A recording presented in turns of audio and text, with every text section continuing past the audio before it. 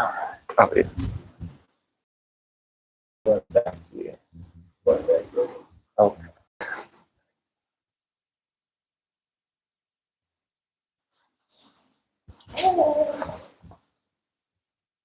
Oh, we got a couple people filing in. Yeah, perfect. Perfect time.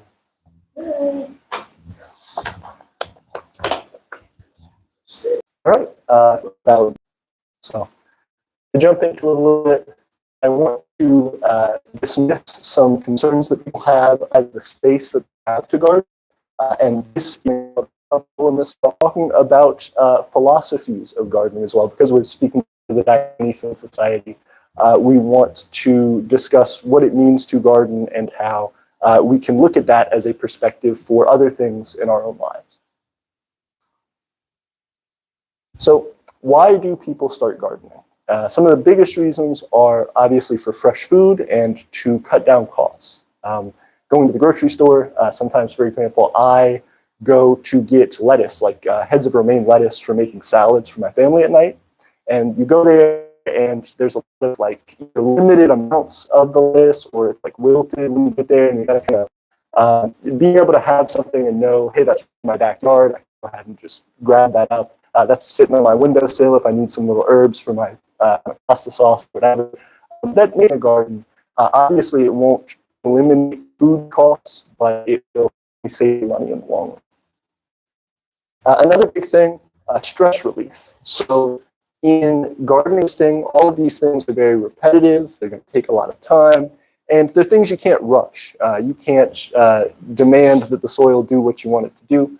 This is all going to be something that becomes a very consistent part of your routine and can be a big stress reliever.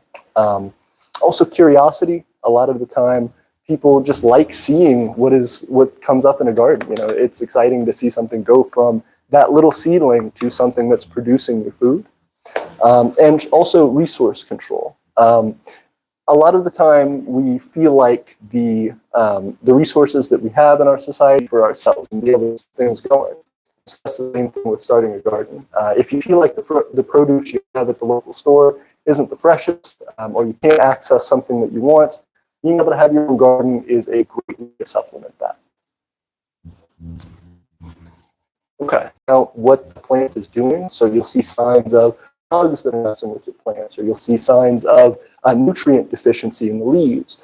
Those are things that require careful observation, and actually start plenty of things that gardeners get into, or other just important steps to get started with gardening. Crucial to you growing plants a lot more than the special products that you can buy. So you have to matters.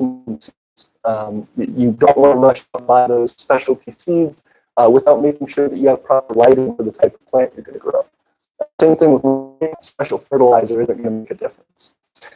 So in addition to that, these plants at light and trying things out of system, getting a seed.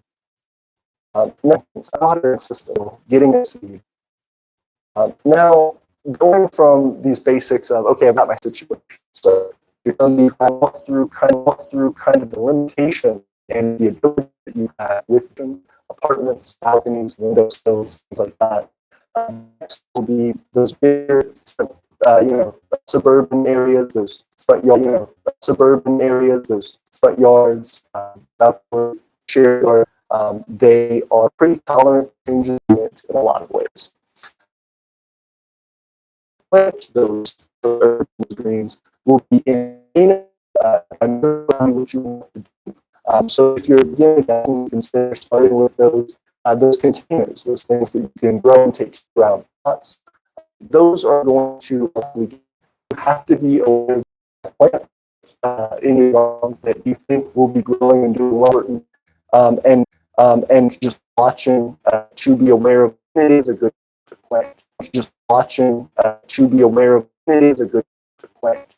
Biggest areas where the water's going to congregate and pile up. And if you get there, because you have to, finally we're getting to the largest size, because you have to, finally we're getting to the largest size.